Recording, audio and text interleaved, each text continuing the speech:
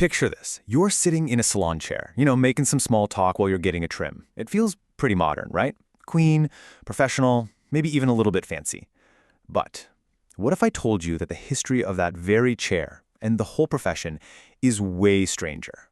And honestly, a lot bloodier than you could ever imagine. It really all starts with that iconic spinning pole. I mean, we see them everywhere, but let's be honest. Have you ever really thought about what those red, white, and blue stripes actually mean? Well, the answer is hiding in plain sight, and it's a direct link to a time when getting a haircut was probably the last thing on your mind. So to really understand that spinning pole, we have to travel way back to the Middle Ages. And this was a time when barbershops were less about looking good and a lot more about, well, surgery. Yeah, you heard me right.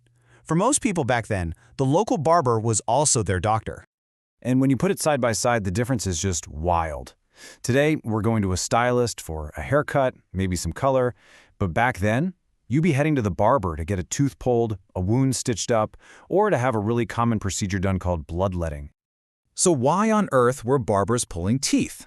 Well, it really just came down to access. See, actual trained physicians, they were super expensive, pretty much only for the rich. So for your average person, the local barber surgeon was the only shot they had at any kind of medical care, which made even a simple procedure pretty risky.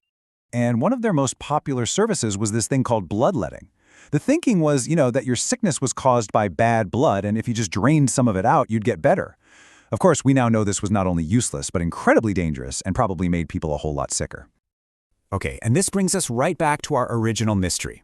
Because that whole bizarre medical history, it is literally spelled out in the design of the classic barber pole.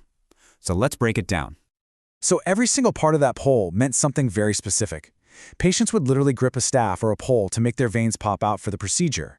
The red stripe, well, that symbolized the blood, and the white stripes symbolized the clean bandages they'd use to wrap the wound. The whole thing was basically a giant advertisement for bloodletting.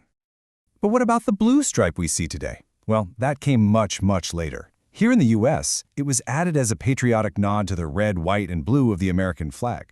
But in Europe, it actually had a different job. It was used to tell the difference between a regular barber who just cut hair and a barber surgeon who was still doing medical stuff. Okay, let's fast forward a few hundred years. Thankfully, the worlds of medicine and hair care finally went their separate ways. But as the barber's role changed, a totally new kind of separation started to happen, and this time it was all about gender. I mean, even just a few decades ago in the 1950s, the divide was absolute. The barbershop was a man's world, plain and simple. You went there for a trim, a shave, a buzz cut, that's it. The salon, on the other hand, was strictly for women, a place for perms, styling, and all the more elaborate stuff, and you just didn't cross those lines.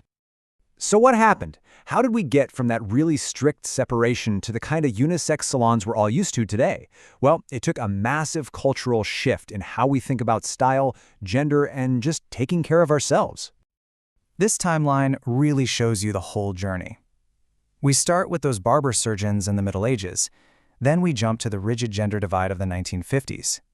Then, in the 80s and 90s, you see this great merging, which finally leads us to the modern, all-inclusive salon we know today.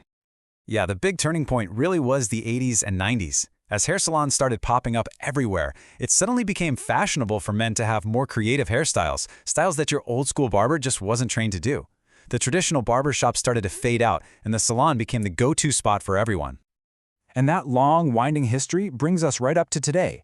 Now, the lines between a barbershop and a salon are almost completely blurred, and the services you can get go way beyond a simple cut and shave. Just think about this for a second. A guy asking for a perm in a 1950s barbershop, he would have been laughed right out of the building. But today, it's totally normal for anyone, no matter their gender, to talk about complex options like perms or coloring or layering with their stylists. Of course, some things never really change. A simple question like this connects us all the way back to that long history of these places being community hubs, a spot you could just drop into, whether it was for a bloodletting in the 14th century or a quick trim today. This also just goes to show how much the services have expanded. A mani-pedi? You might hear that and wonder, what is that? Well, it's just modern shorthand for a manicure and a pedicure. Nail care, skin care, it's all happening under one roof now, and it's for everybody. And here's the full picture. I mean, from hair treatments and facials to aromatherapy and nail care, the modern salon has basically combined the barbershop, the beauty parlor, and even a little bit of a spa into one big wellness destination. It's a really long way from a quick, bloody tooth extraction, right? So the next time you lean back in that salon chair, just think about the incredible journey it took to get there. You're not just getting a new look, you're taking your place in a tradition that stretches back for centuries through medicine, style, and huge cultural shifts. A whole secret history hidden in plain sight.